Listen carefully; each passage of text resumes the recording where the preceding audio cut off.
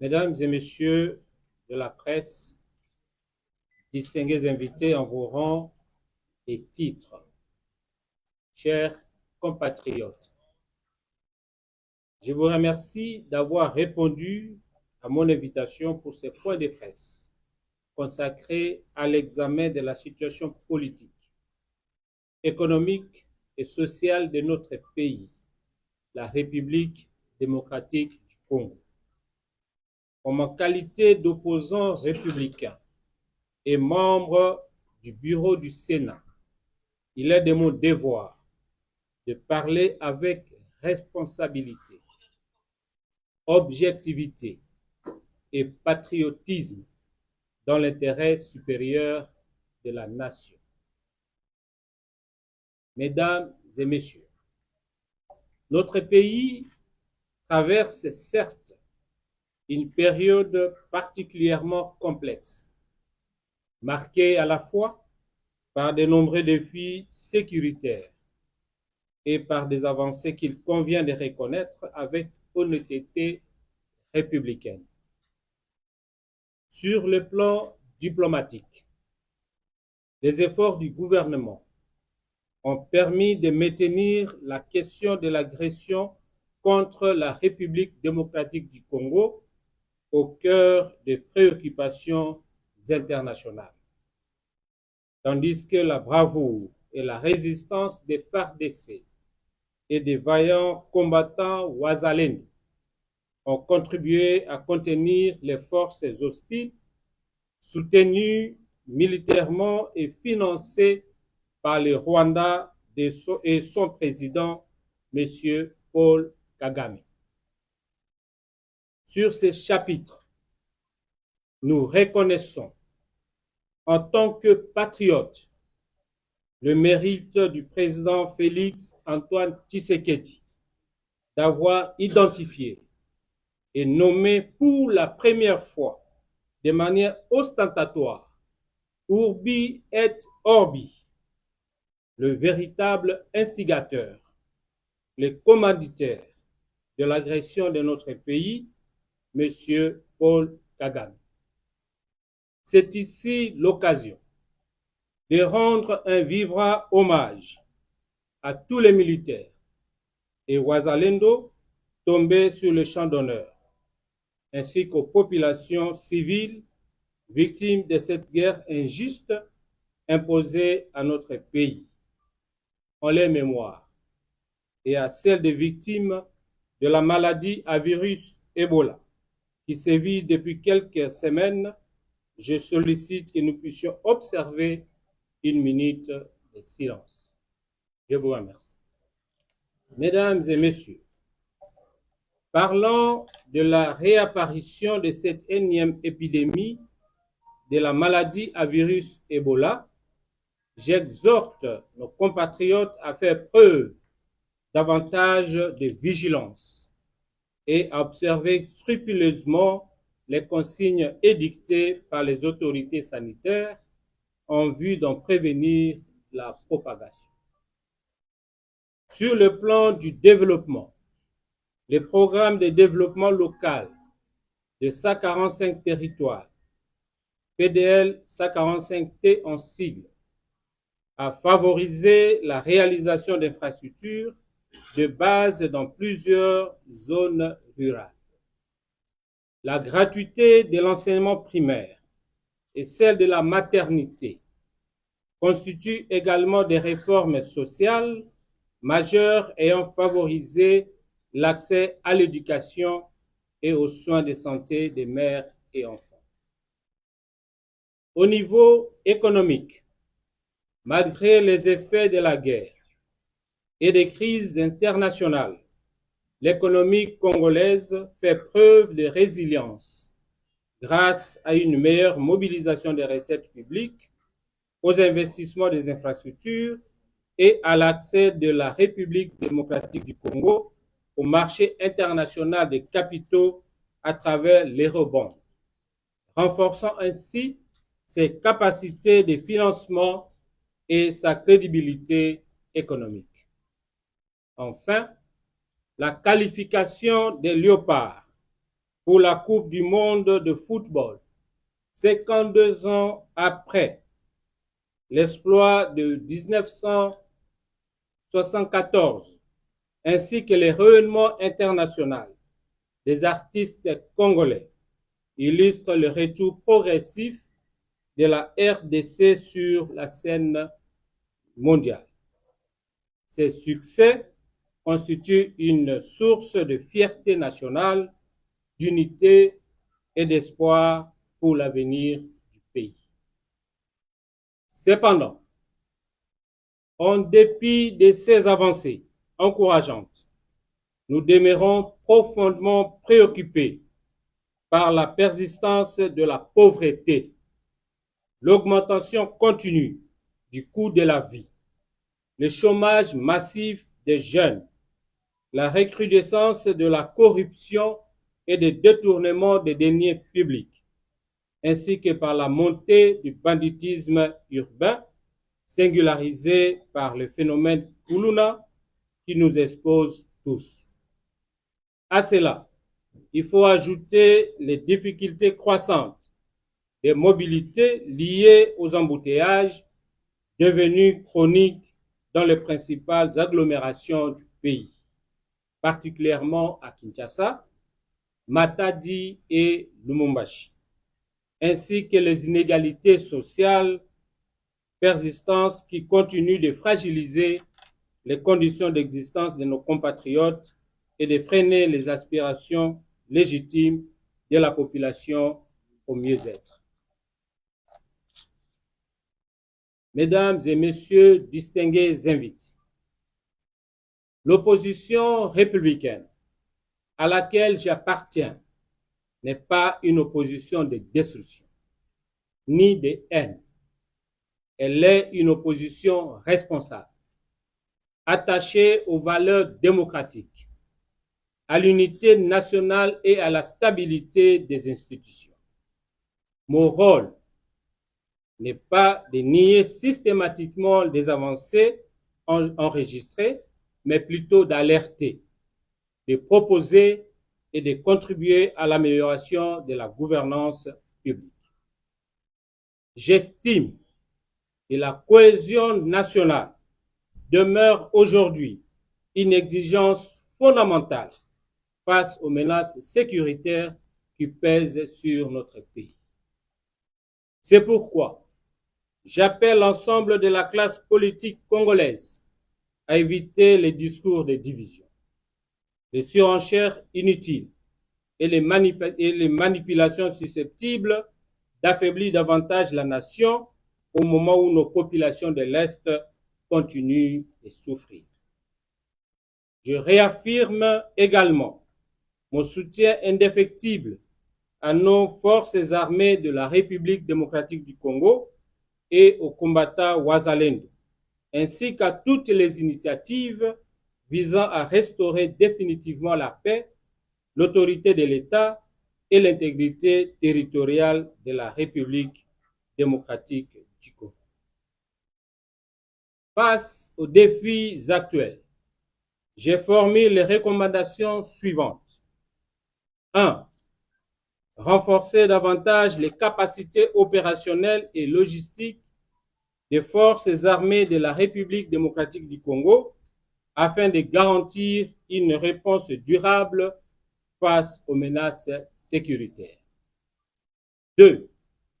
La ratification diligente par la partie congolaise des accords de coopération économique et sécuritaire conclus avec les États-Unis d'Amérique afin d'en assurer la mise en œuvre effective en vue de consolider le retour de la paix dans l'Est du pays et de favoriser l'afflux massif des investissements étrangers. 3. Accélérer l'exécution effective du programme PDL 145 territoires pour que leurs populations ressentent concrètement les effets du développement. 4. Consolider les acquis de la gratuité de l'enseignement et de la maternité en améliorant les mécanismes de financement et de contrôle. 5. Intensifier la lutte contre la corruption et le détournement des deniers publics. 6.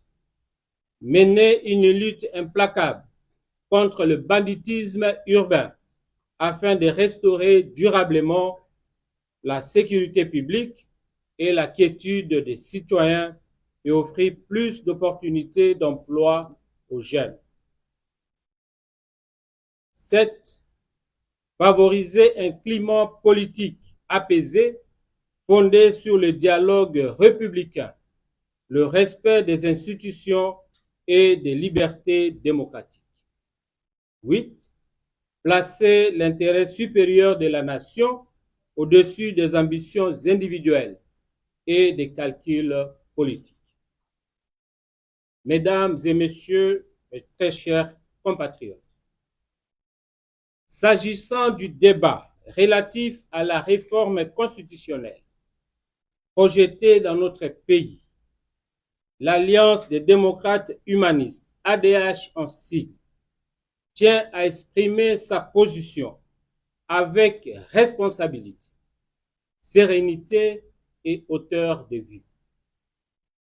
La Constitution, en tant que loi fondamentale de la République, c'est que notre sagesse populaire exprime si bien en lingala par l'expression Mobeko Likonzi, constitue le socle sur lequel repose l'organisation de l'État, le fonctionnement des institutions de la République, ainsi que la légitimité des animateurs de ces institutions.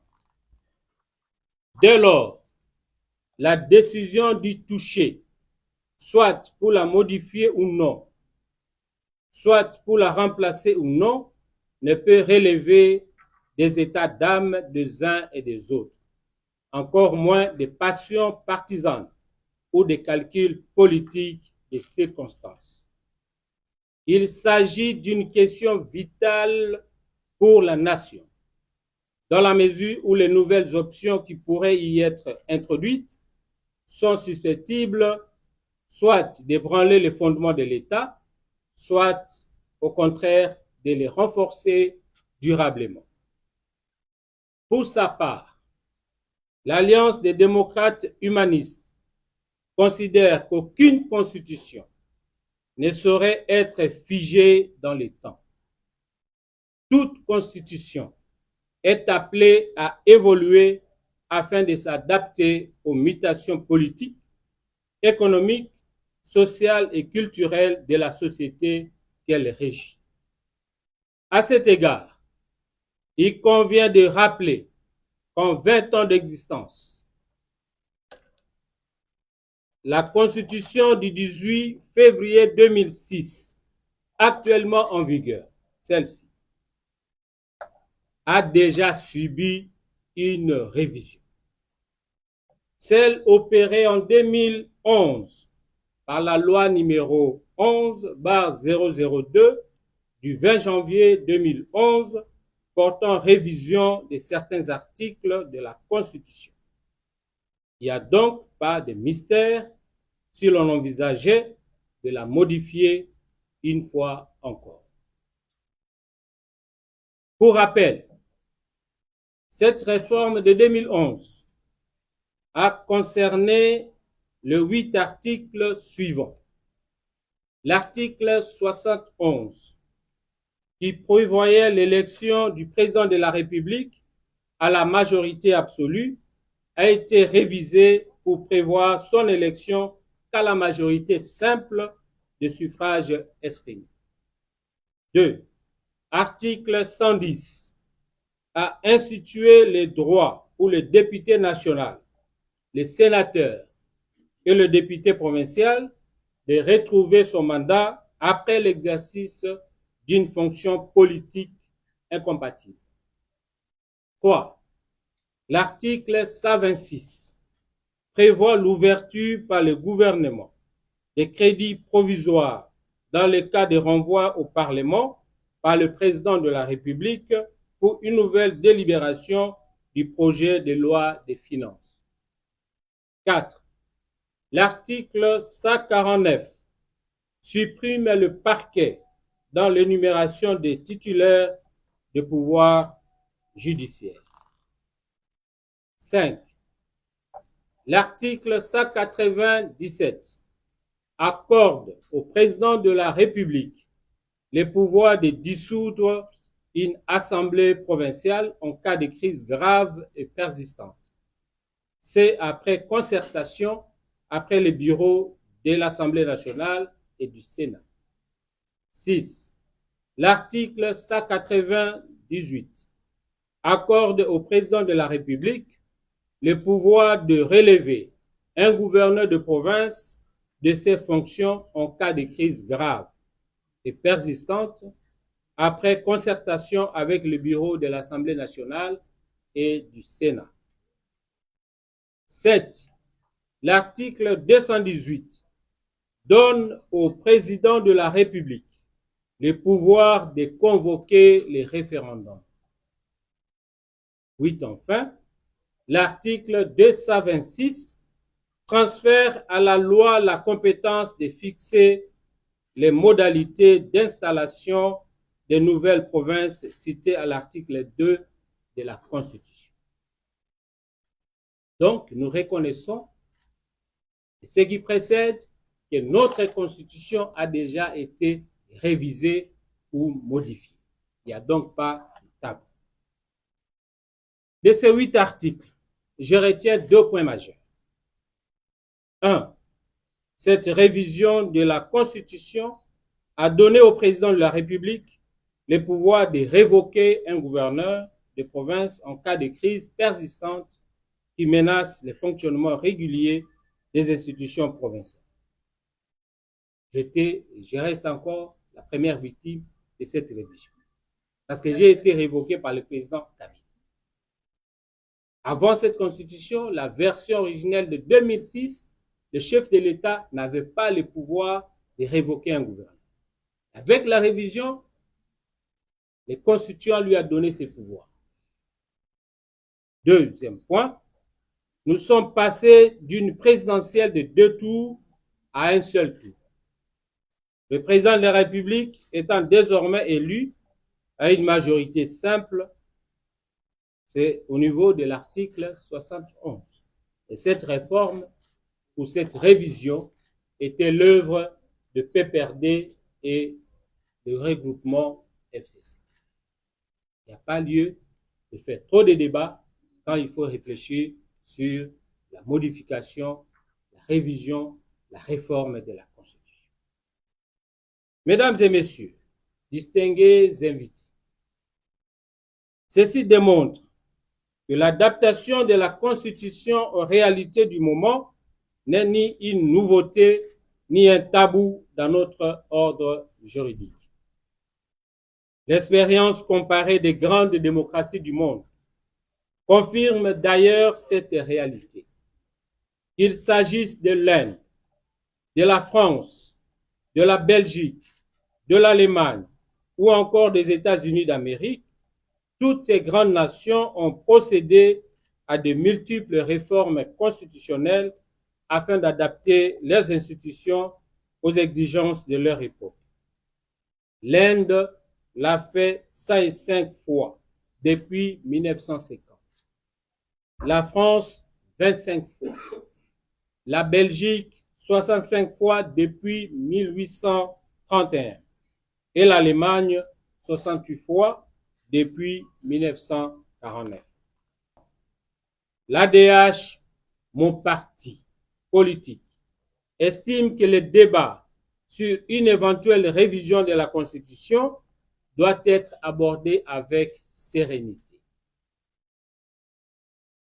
responsabilité et patriotisme, loin des passions et des procès d'intention. La véritable question n'est pas de savoir si la Constitution peut être révisée ou changée. La véritable question est de déterminer quel type de changement serait susceptible de renforcer davantage la démocratie, l'unité nationale, la bonne gouvernance et le développement de notre pays.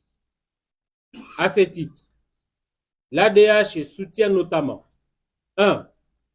La révision de l'article 10 de la Constitution qui institue malencontreusement le caractère exclusif de la nationalité congolaise, excluant injustement nos compatriotes de la diaspora, c'est-à-dire les Congolais d'origine qui habitent à l'étranger et qui ont dû acquérir les nationalités étrangères par contrainte. Le cas des joueurs binationaux qui font aujourd'hui la fierté de la République démocratique du Congo, en portant haut et fort les couleurs nationales sur la scène sportive internationale, devrait nous interpeller et nourrir notre réflexion sur notre rapport à la nationalité et à l'identité nationale. 2. Le changement de l'appellation de notre pays afin de mettre un terme à la confusion récurrente entre les deux États portant le nom Congo. À cet égard, nous préconisons un retour à l'appellation Zaïre, dans la mesure où la Constitution ne consacre pas la dénomination Congo-Kinshasa, couramment utilisée pour distinguer notre pays de la République sœur du Congo. Une telle réforme permettrait de doter notre pays d'une identité dénominale claire et sans ambigu sur la scène nationale et internationale. 3.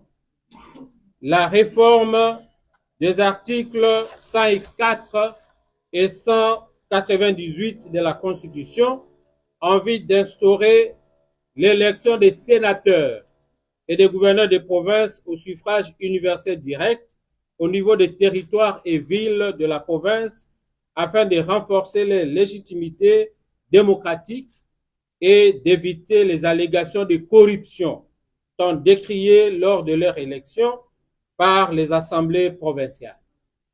L'élection au suffrage universel direct est d'autant plus avantagée car elle permettra aux candidats sénateurs et gouverneurs de sillonner toute la province et de découvrir les besoins réels de population.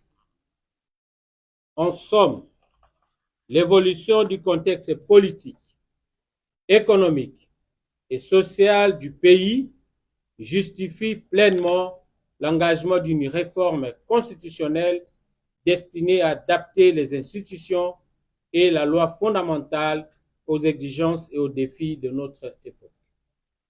Mesdames et messieurs, fidèle à son idéal de paix, d'unité nationale, de démocratie et de progrès social, l'ADH réaffirme son attachement à l'intangibilité des frontières de la République et à la stabilité de ses institutions. Elle appelle l'ensemble des forces politiques et sociales à participer sans exclusion à un débat républicain, serein et constructif sur l'avenir de nos institutions. Cela étant, notre ambition n'est pas de servir des intérêts particuliers, mais de contribuer à l'édification de l'État plus moderne, plus efficace et plus proche des aspirations profondes du peuple congolais. C'est dans cet esprit que nous considérons que la réflexion sur la réforme constitutionnelle comme une opportunité de consolider la paix, de renforcer la démocratie, de promouvoir la bonne gouvernance et d'accélérer le développement de la République démocratique du Congo.